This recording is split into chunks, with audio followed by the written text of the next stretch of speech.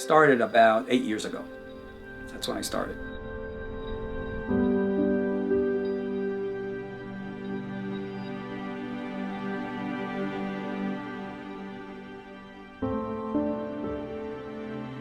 I think that's the way it is for all mitzvot.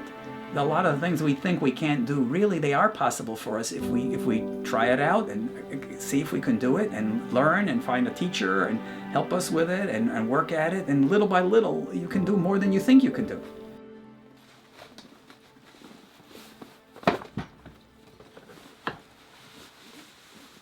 This is the mantle with the dedications. And this part here is known as the gartel. It's like a belt. And this part here is called the Atzei Chayim. This is the poles that hold it.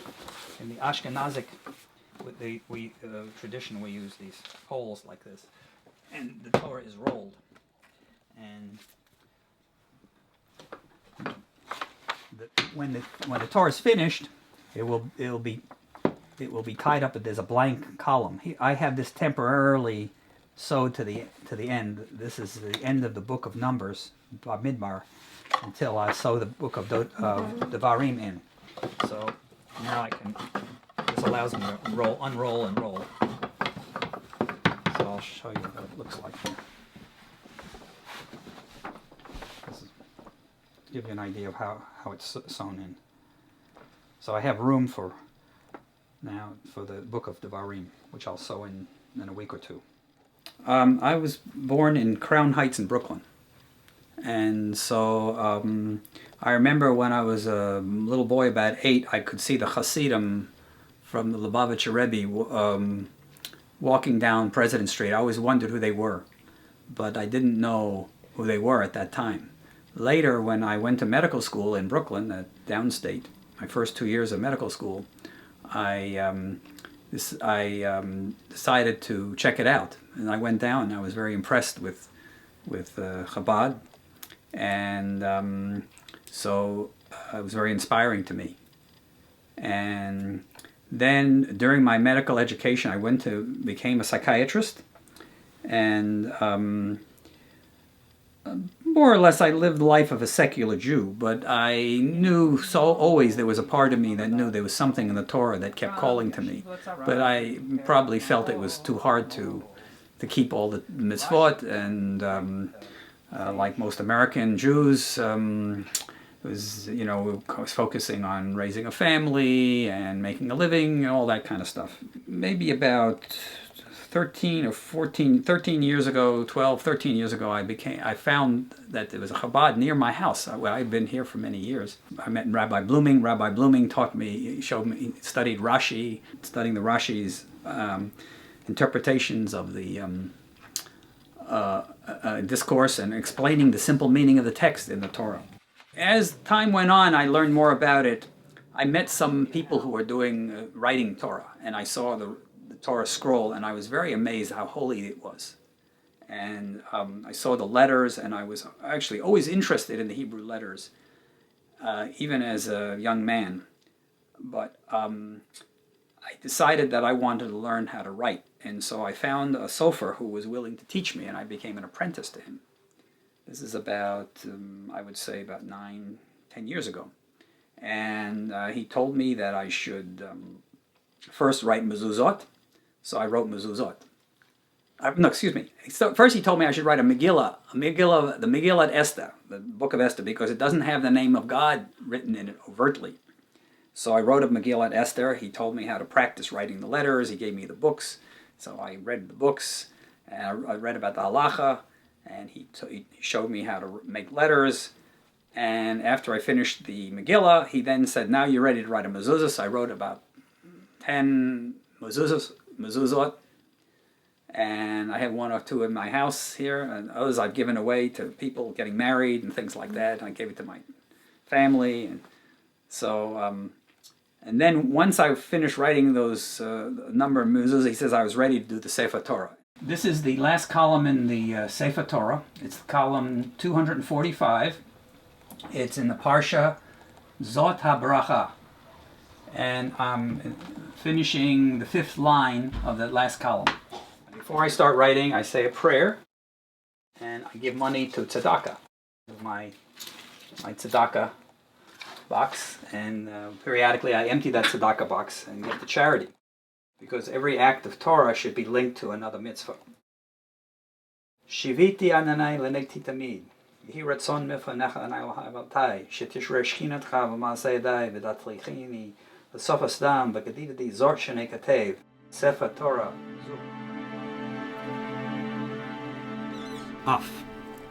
Aleph.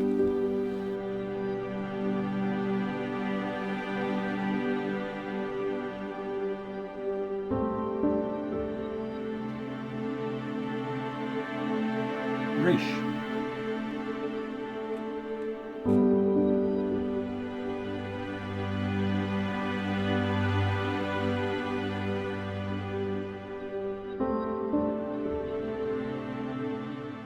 The Torah is not so far beyond us. Here, a member of your congregation, I was just an ordinary member of the synagogue. I actually was able to go and learn the rules on how to do this, and I did it. So it's not done by magicians somewhere in Safat, in the mountains in Israel. You know, I mean, really, live people do this, and they pass it around, and that's how we do them. It's the ordinary people like us.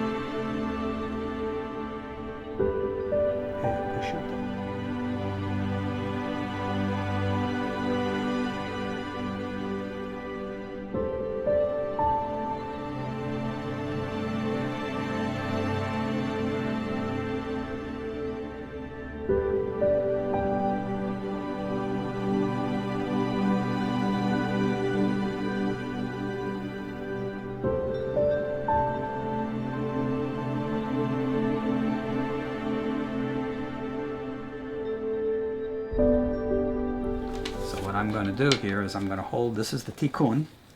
This is actually a photocopy of the Sofer's tikkun. This is what the Sofer's tikkun looks like. Sofer's tikkun is a book, and each line is numbered. And so I photocopy that so that it exactly matches the width of this line. Notice the way I lay out the columns here.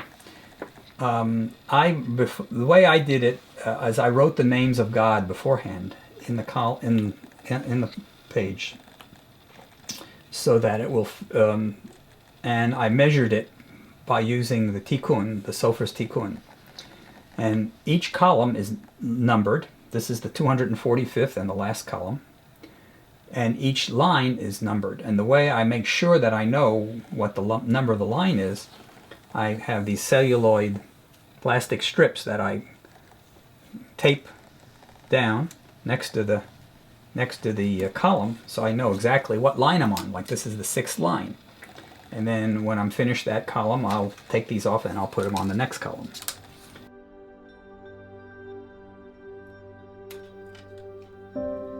First, I started off wanting to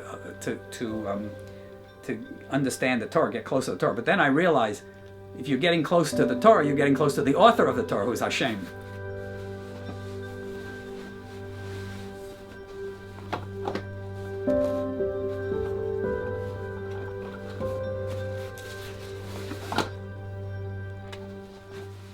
When God created us, He had to give us free will. If He didn't give us free will, we would just be robots. It would be like a cosmic puppet show. And He didn't want that, apparently. Apparently, He didn't want a cosmic puppet show. If He wanted, He has the angels and they do whatever His bidding is. But He made human beings so that we wouldn't even see Him. He would be hidden from us. And so that we could pretend that we are like God and we can do whatever we want. And of course, most of the problems of the world today has to do with people thinking like that. From the top to the bottom, from the leaders of the nations of the world, who think that they can do everything they want, and even from ordinary people who they pick on other people who are lesser than them. They act like gods. It's possible that even with all the over 300,000 letters in a Sefer Torah, that there's going to be errors. God forbid if you make a mistake in writing God's name, there's no correction if you actually misspell it right or you write it in the wrong order. And you have to bury that sheet. It has to be buried. That's a way of dignifying, a way of not, you can't use it. Regular words and letters in the Torah, it doesn't have to be written in order, and you can correct it if you make a mistake. Again, I'm going to erase some more. Each line contains something that's applicable to our daily life. You see, like keeping the Sabbath. Keeping the Sabbath is a good example, because one of the things that when I was praying to Hashem to ask Him to help me to be able to get closer to Him, the first thing that I had a thought come into my mind. He says, "Keep my Sabbath."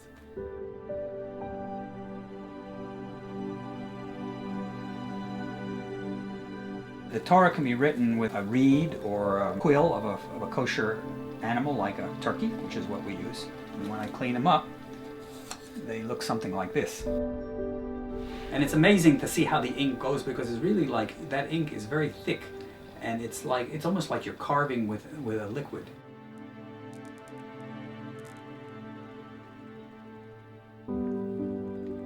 When I've done all 4 columns, I attach this and I plug it into my computer, put it in the USB port, record the image, and then I email the image to Rabbi Seabag in Crown Heights in Brooklyn, who checks it for me.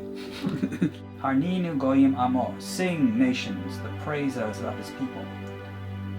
At that time, the nations will praise Israel, saying, "Look, see what the excellent feature of this nation is, that they cleaved to the Holy One, blessed be He, through all the travails that passed over them, and did not abandon Him.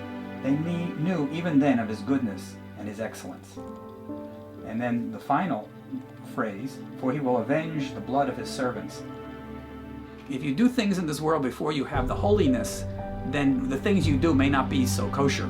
And they may not always, you may have the right mind to it. You may have the idea that, I want to do good for people and I want to be helpful to people. But if you don't know how to do it, and if you don't know that sometimes you have to enter your spiritual realm where you learn what is God really expects of human beings, then you know better how to do good.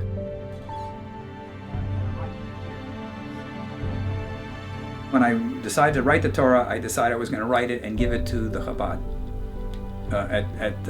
in Potomac, Synagogue of Potomac, Shul of Potomac, and because we need another Torah scroll, and I'm looking forward to be able to read from the Torah on Shabbat, or even on Monday and Thursday.